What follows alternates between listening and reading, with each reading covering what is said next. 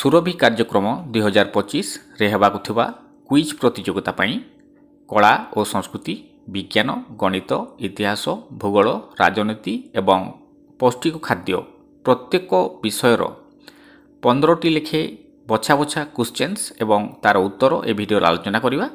ଭିଡ଼ିଓଟି ସ୍କିପ୍ ନକରି ଦେଖିବ। ଭିଡ଼ିଓଟି ଭଲ ଲାଗିଲେ ଲାଇକ୍ଟେ କରିଦେବ ଏବଂ ଯେଉଁମାନେ ମୋ ଚ୍ୟାନେଲରେ ନୂଆରେ ଅଛ ହୃଦୟ ସହ ସବସ୍କ୍ରାଇବ୍ କରିନେବ।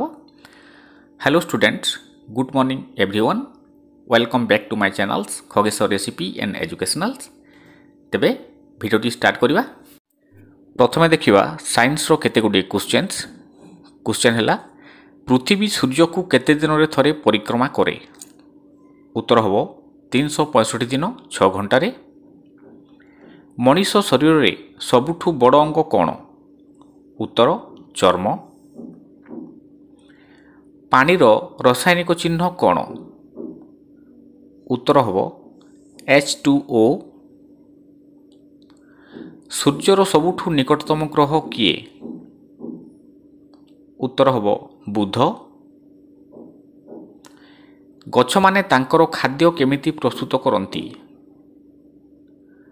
ଫଟୋସିନ୍ଥେସିସ୍ ପ୍ରକ୍ରିୟାରେ। ରକ୍ତର ରଙ୍ଗ ଲାଲ କାହିଁକି? ଉତ୍ତର ହେବ ହିମୋଗ୍ଲୋବିନ୍ ଥିବାରୁ।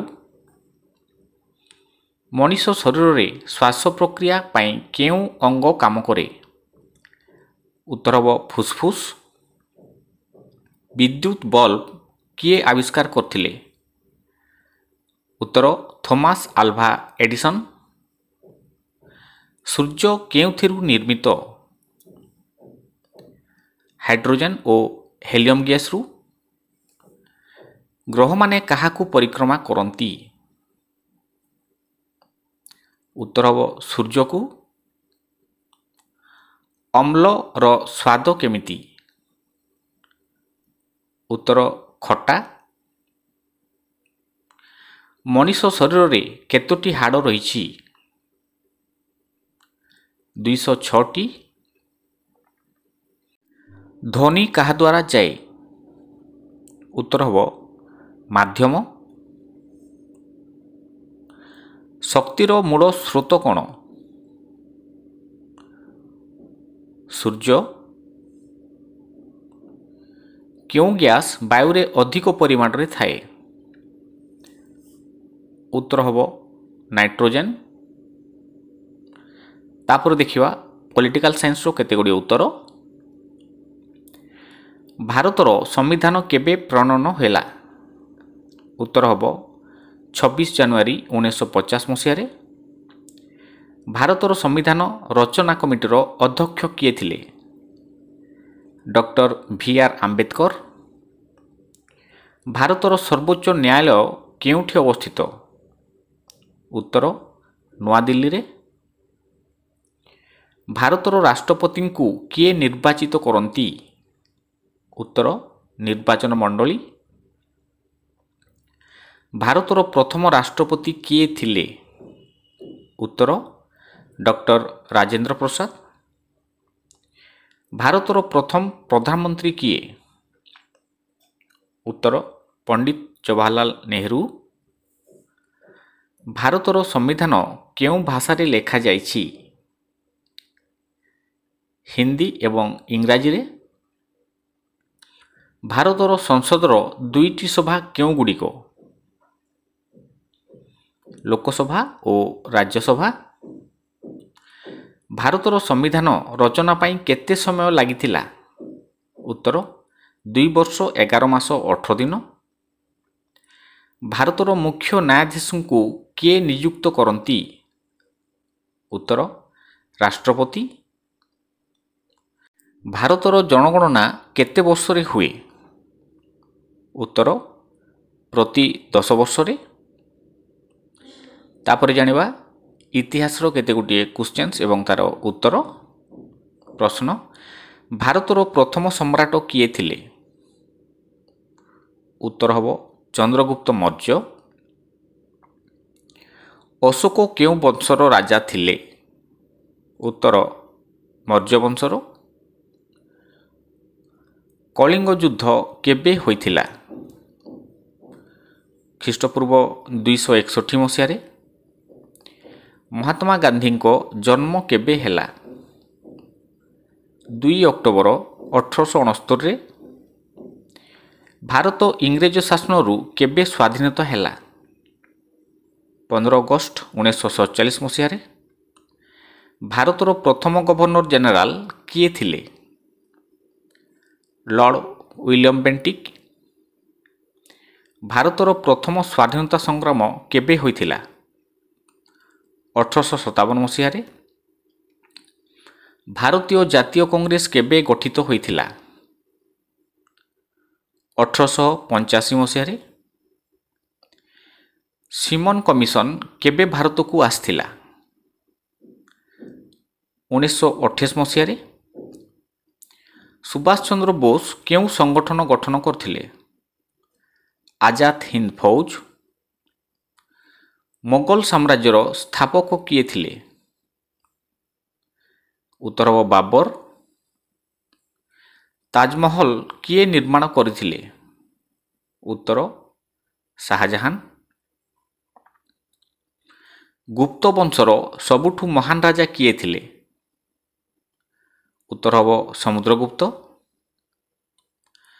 ଭାରତର ପ୍ରଥମ ସ୍ତ୍ରୀ ଶାସକ କିଏ ଥିଲେ? ଉତ୍ତର ହେବ ରଜିୟା ସୁଲତାନ। ଦ୍ୱିତୀୟ ବିଶ୍ୱଯୁଦ୍ଧ କେବେ ଆରମ୍ଭ ହୋଇଥିଲା? 1939 ମସିହାରେ। ତାପରେ ଦେଖିବା ଭୂଗୋଳର କେତେ ଗୁଡ଼ିଏ କ୍ୱେଶ୍ଚନ୍ସ ଏବଂ ତାର ଉତ୍ତର। ପୃଥିବୀର ଆକାର କେମିତି? ଉତ୍ତର ହେବ ଗୋଲାକାର। ପୃଥିବୀ ସୂର୍ଯ୍ୟକୁ କେତେ ଦିନରେ ଥରେ ପରିକ୍ରମା କରେ? 365 ଦିନ 6 ଘଣ୍ଟାରେ। ପୃଥିବୀର ସବୁଠୁ ବଡ଼ ମହାଦେଶ କେଉଁଟି? ଉତ୍ତର ହେବ ଏସିଆ ମହାଦେଶ। ପୃଥିବୀର ସବୁଠୁ ବଡ଼ ମହାସାଗର କେଉଁଟି? ପ୍ରଶାନ୍ତ ମହାସାଗର। ଭାରତ କେଉଁ ମହାଦେଶରେ ଅବସ୍ଥିତ? ଉତ୍ତର ହେବ ଏସିଆ ମହାଦେଶରେ। ଭାରତର ସବୁଠୁ ଲମ୍ବା ନଦୀ କେଉଁଟି? ଉତ୍ତର ଗଙ୍ଗା ନଦୀ। ହିମାଳୟ ପର୍ବତ ଶୃଙ୍ଖଲା କେଉଁ କେଉଁ ଦେଶରେ ଅଛି? ଭାରତ, ନେପାଳ ଓ ଭୁଟାନରେ। ପୃଥିବୀର ସବୁଠୁ ବଡ଼ ମରୁଭୂମି କେଉଁଟି? ଉତ୍ତର ହେବ ସାହାରା ମରୁଭୂମି। ଭାରତର ସବୁଠୁ ଉଚ୍ଚ ପର୍ବତ ଶିଖର କେଉଁଟି? କାଞ୍ଚନଜଙ୍ଘା। ପୃଥିବୀର ସବୁଠୁ ଛୋଟ ମହାଦେଶ କେଉଁଟି? ଉତ୍ତର ହେବ ଅଷ୍ଟ୍ରେଲିଆ। ପୃଥିବୀର ସବୁଠୁ ଥଣ୍ଡା ମହାଦେଶ କେଉଁଟି? ଆଣ୍ଟାର୍କଟିକା। ଭାରତର ସବୁଠୁ ବଡ଼ ରାଜ୍ୟ କେଉଁଟି କ୍ଷେତ୍ରଫଳ ଅନୁସାରେ? ଉତ୍ତର ହେବ ରାଜସ୍ଥାନ। ଏବେ ଜାଣିନେବା ଗଣିତର କେତେ ଗୁଡ଼ିଏ କ୍ୱେଶ୍ଚନ୍ ଏବଂ ତାର ଉତ୍ତର। ପାଇର ମୂଲ୍ୟ କେତେ?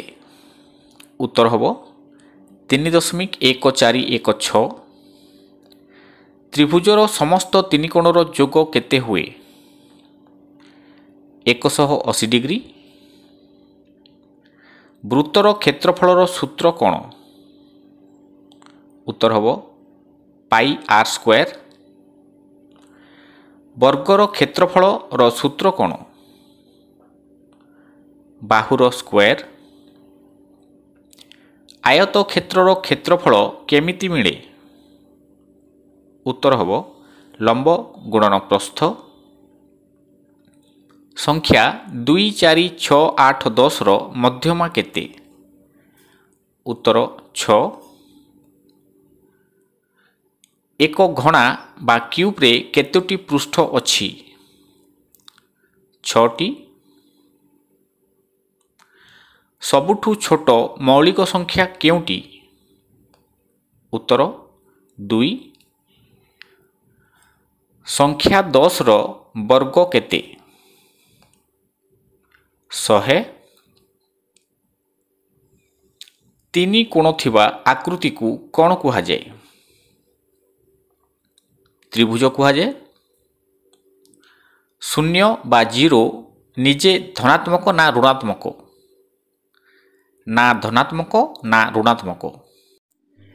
1 मीटर रे केते सेंटीमीटर अछि 100 सेंटीमीटर।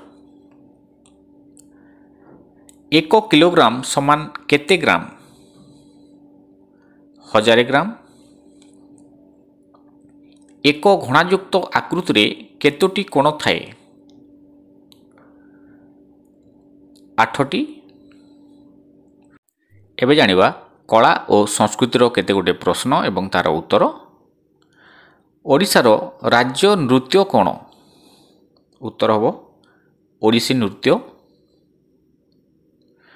ओडिशार प्रसिद्ध उत्सव कोण उत्तर रथयात्रा। कोणार्क सूर्य मंदिर केउ देवतांकु उत्सर्गित सूर्यदेवंकु। ओडिशार पालित सांस्कृतिक नृत्य कोण छौ नृत्य। ओडिया नववर्ष कोण नाम रे परिचित उत्तर पणा संक्रांति। ओडिशार हस्तशिल्प रे प्रसिद्ध सहर कोण उत्तर हबो रघुराजपुर। भारतर जातीय संगीत कोण उत्तर हबो वंदे मातरम। भारतर संस्कृतिर मूल मंत्र कोण उत्तर वसुधैव कुटुम्बकम। आज भिडियोटी एतिकी। आशा करे भिडियोटी तुम मानकर उपयोगी आसिबो। नमस्कार।